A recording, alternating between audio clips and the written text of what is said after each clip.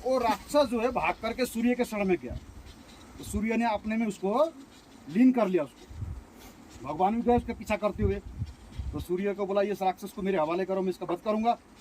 तो सूर्य ने बोला ये विधि का विधान आपका बनाया हुआ है, सृष्टि जो है शरण में आयोग की शरणागति की रक्षा करना चाहिए, अगर मारने के लिए दूंगा तो मुझे दोष लगेगा, मेरा भक्ति करता है, ये मेरा भक्त है।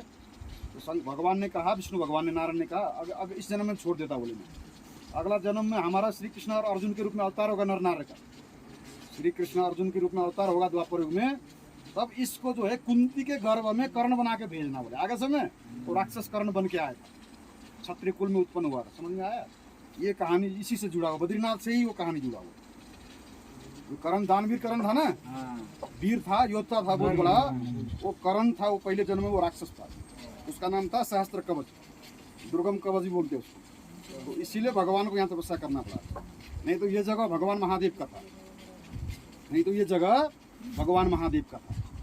और महादेव की भक्ति किया, यहाँ तपस्या किया, तो और किसी की तपस्या नहीं किया विष्णु भगवान ने। पार्थिव शिवलिंग बना करके ना, नर और नारायण दो शिवलिंग बना करके पूछते थे, नर और नारायण, और वो शिवलिंग उधर है, और तब तक कुंड है ना, तब तक कुंड के ऊपर में देखे हो ना, वो आदि केदारेश्वर, उसका दर्शन किया ना, तो वो ये शिवलिंग, समझे?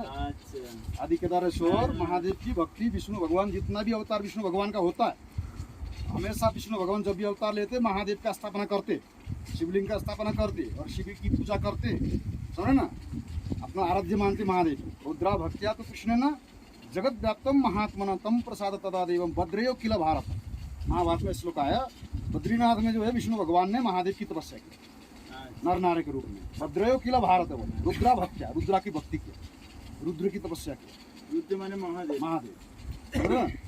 कहने का मतलब जानकारी होना चाहिए, जब तीर्थ यात्रा करते हो तीर्थों की महिमा जानना चाहिए, जहाँ जिस तीर्थ में जाओ उस तीर्थ की महिमा जानो, पहले उसके जो है चरित्र, उसकी कथा श्रवण करो, साधु संतों से, या तो फिर जो ब्राह्मण हैं या पंडित हैं, समझो ना, जो पंडित लोग जानते हैं उनसे सुनो, उनसे पूछो, नहीं तो तीर्थ यात्रा का कोई खास पुण्य नहीं मिलेगा ना, बिना जाने अगर तीर्थ यात्रा करते हो।